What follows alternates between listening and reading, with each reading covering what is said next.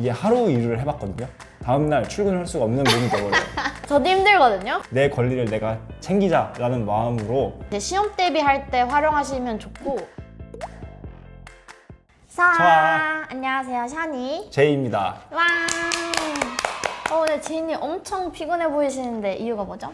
맞아요. 이거 촬영하기 전에 알바를 하고 와가지고 너무 바로 피곤해요. 네. 이제 여름방학도 끼고 그래서 사람들이 보통 알바를 많이 찾곤 하잖아요. 그래서 오늘 저희가 마침 딱 알바 꿀팁에 관한 영상을 또 찍으려고 왔단 말이에요. 혹시 그러면 샤니님은 알바 어떤 거 해보셨어요? 저는 학원에서 영어 가르치는 알바도 해봤고 그 다음에 수학이랑 영어 과외까지 해봤어요.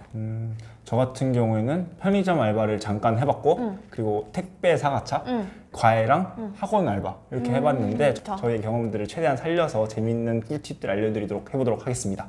네, 그러면 각자 알바를 하게 된 계기가 있을까요? 저 당연히 돈을 너무 많이 써가지고 부모님의 용돈으로는 저희 씀씀이가 감당이 안 돼서 그쵸. 알바를 했는데, 제가 택배 상하차 같은 경우에는 돈의 소중함을 깨달아 보고자 제가 택배 상하차 알바를 한번 해봤는데 이게 하루 일을 해봤거든요. 다음날 출근할 수가 없는 몸이 되어버려요. 그래서 너무 힘들어서? 네, 너무 힘들어가지고 진짜 제가 하루에 제 기억으로는 하루에 11만 원인가 12만 원 정도를 받았던 걸로 기억을 하는데 파스비 붙이고 병원비로 더 많이 나갔다고. 그러니까요. 그래서 이거 급한 돈이 필요하신 분들이 하면은 좋은 알바인 것 같고 웬만하면 웬만한 체력을 갖고 있지 않는 이상은 저는 감히 도전을 하라고 함부로 추천드리지 못할 것 같아요. 과외를 하게 된 계기는 이제 어플이 있어요. 과외를 성사시켜주는 어플이 김과외랑 숨고라고 맞아. 있거든요. 그래서 그 두 개를 제일 많이 활용을 했어요. 학원 알바는 이제 제가 학원에 다니면서 약간 그 조교쌤들이 계시잖아요. 맞아요. 그래서 저는 약간 그런 분들 보면서 아 나도 저런 거 해주고 싶다, 잘 가르쳐 줄 수 있는데 라는 생각이 들었는데 마침 제 친구가 이제 알바를 그만두는 시기가 딱 돼가지고 인스타 스토리에 이제 올린 거예요. 아, 바로 DM으로 나 이렇게 해서 이제 그 학원에 가서 면접을 보고 하게 됐습니다. 그럼 알바하면서 제일 화났던 순간이나 속상했던 순간 에피소드 있으면 알려주세요. 저는 이거 편의점 알바를 편의점이 하면서 제일 느꼈던 게 많은데 그 매장이 좀 큰 매장이었어요. 네. 그래서 단순히 편의점 업무만 하는 게 아니라 거기 앞에 보면 음식 파는 코너가 있잖아요.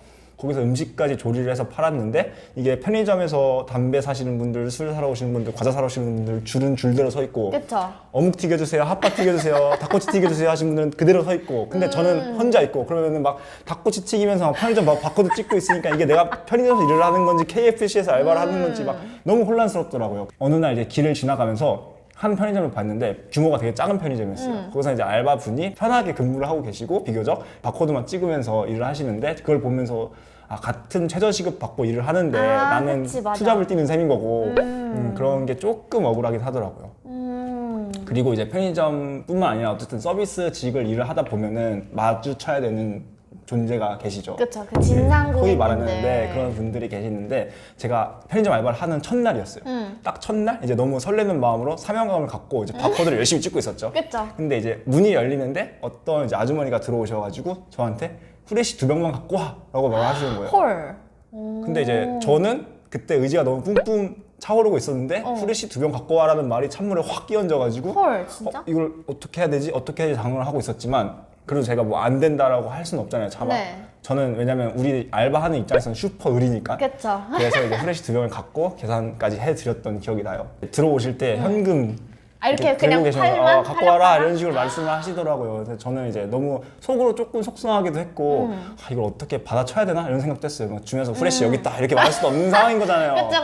그래서 저는 그냥 슈퍼 의리니까 여기 있습니다 하고 계산을 해서 드렸죠. 학원이다 보니까 주로 마주치는 아이들이 이제 학생이잖아요. 그래서 학생일 때는 제일 속상한 게 시험 기간에 뭔가 집중을 안 하는 애들. 시험 기간이면 저도 솔직히 힘들거든요. 제가 이렇게 브이로그를 보시면 아실 수 있어요. 그래서 제가 일절 앉아 있고 아이들을 이렇게 1시간 반 동안 3명을 봐줘야 돼요. 근데 1대1로 얘가 만약에 수업에 집중을 안 하고 있거나 자고 있으면 저는 다음 진도를 나갈 수가 없는 거예요. 근데 학원에서 요가하시는 게 있고 그러면은 또 그걸 저는 어찌저찌 채워야 되는데 막 집중은 안 하고 있고 이제 이럴 때 조금 화가 나죠. 그리고 또 이제 시험 기간이 끝나면 뭐 이 학생은 몇 점 맞았습니다. 뭐 이 학생은 뭐 이만큼의 성적이 올랐어요. 이런 톡을 가끔 보내주세요. 근데 제가 엄청 열심히 가르쳐 줬던 학생이 조금 제 기대보다는 성적이 조금 덜 나왔을 때 그때 조금 많이 속상했던 것 같아요. 그리고 과외 같은 경우는 이건 진짜 제일 화나. 딱 뭔가 당일에 카톡으로 쌤 저 너무 힘들어서 그런데 뭐 오늘 수업 못 할 것 같아요. 저도 힘들거든요. 그리고 저도 이 시간이 이제 약속이니까 기다리고 있는데 자기가 힘들다는 핑계로 이제 이 수업을 너무 약간 안일시하는 학생의 태도. 솔직히 조금 마음이 맞아요. 아프죠. 만약 학원이었으면 빠졌을까? 과외라서 약간 더 빠지기 쉬운 그런 게 있지 않나라는 생각이 좀 있어요. 아무리 어린 학생들이라 하더라도 우리도 응애인데 그쵸? 우리 상처 받는데 그쵸? 맞아. 그럼 알바하면서 제일 행복했던 순간이나 뿌듯했던 순간이 있으신가요?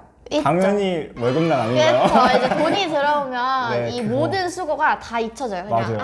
나 잘 살았다 한 달 맞아요. 동안 이러면서. 금융치료 당하면 확실히 회복이 되죠. 그쵸. 이제 편의점 알바를 할 때 제가 너무 표정이 힘들어 보였나 봐요. 그래서 이제 어떤 여성분이 원뿔한 음료수를 사셨는데 헐. 고생하시는데 이거 한 잔 드시면서 하세요라고 드리더라고요. 오. 그때 진짜 거기서 울고 나갈 뻔했어요.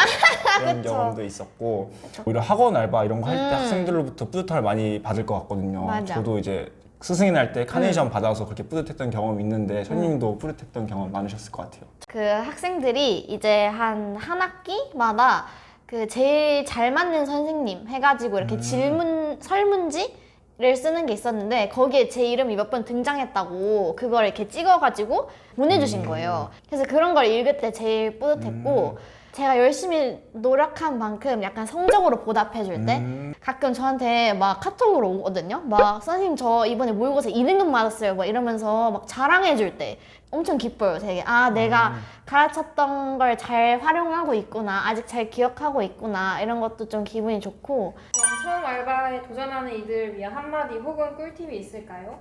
저는 일단 시간 문제 이거에 대해서 좀 강하게 얘기를 해드리고 싶어요. 학원 알바를 했을 때 피치 못할 사정이 있을 수 있잖아요. 그쵸?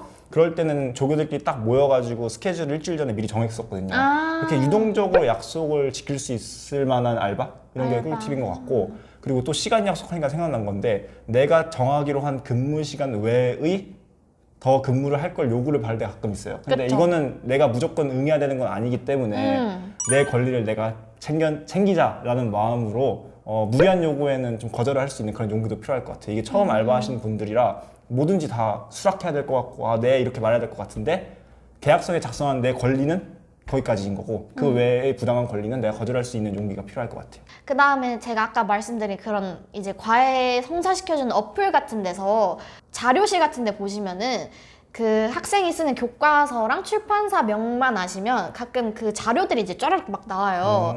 그 네이버 카페에 들어가시면 엄청 많습니다. 그래서 그런 거를 뽑아서 가끔은 이제 시험 대비할 때 활용하시면 좋고.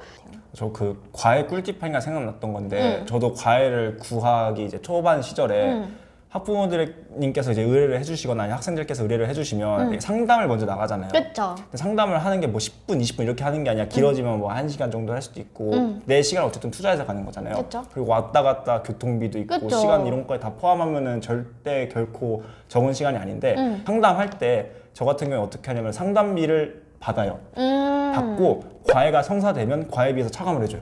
오. 그러면 만약에 과외가 안 됐을 시에도 내 상담비를 받았기 때문에 내 시간에 대한 보상을 받을 수 있는 거고 과외가 성사되면은 이거는 학생과 상담한 거니까, 한 거니까. 과외비에서 차감해주면 둘 다 좋아하시더라고요.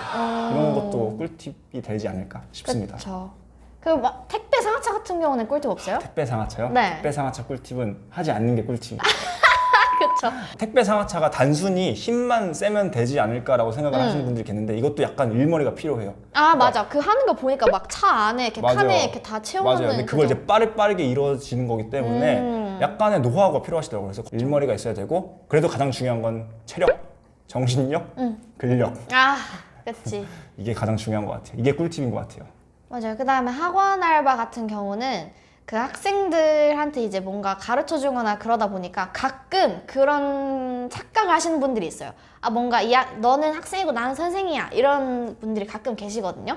근데 어쨌든 학생도 가르침을 받는 대상은 맞지만 어쨌든 사람이잖아요. 그래서 너무 하대하거나 막, 이것도 몰라? 이런 식으로 말투를 조금 세게 하기보다는 뭐 틀렸으면 그럼 이 문제 다시 한번 볼까? 이런 식으로 조금 언어를 순화하는 것도 필요할 것 같고 반존대를 그러니까 섞어요. 그러니까 존댓말로 시작을 하고 가끔 설명을 하다 보면 이제 저도 흥분을 해서 뭐 이건 이거거든? 이렇게 반말이 나올 때도 있는데 존댓말을 최대한 하려고 노력을 하는 편입니다. 그리고 혹시나 뭔가 이 학생과 친해지기 조금 힘들다 그러면은 그 학생의 공감대를 살 만한 무언가를 뭔가 얘기해요. 뭐 예를 들어서 고등학생이다 이러면은 뭐 급식 오늘 맛있었어? 뭐 이런 거 물어보면서 조금 아이스 브레이킹을 한다든지. 어쨌든 학원 과외도 일종의 서비스직이니까 그쵸. 학생들을 존중해 주는 게 중요하다고 그쵸. 말씀하시는 거죠. 오늘 저희가 이렇게 알바 꿀팁에 관해서 얘기를 해봤는데요. 여러분들도 저희가 알려드린 꿀팁을 바탕으로 다양한 알바를 조금 손쉽게 찾아서 많이 벌고 또 마음껏 소비를 하실 수 있는 기회가 생기셨으면 좋겠습니다. 네, 우리 같이 경제를 살립시다. 지금까지 저희 영상이 도움이 되셨다면 구독, 좋아요, 댓글, 알림 설정까지 서바 서바. 댓글에도 네. 현이님 제자로 추정되는 학생 맞아요. 선생님 멋져요 이런 댓글 네, 나왔더라고요. 그게 이제 진짜 뿌듯했을 것 같아요. 네, 그럴 때 진짜 뿌듯해요.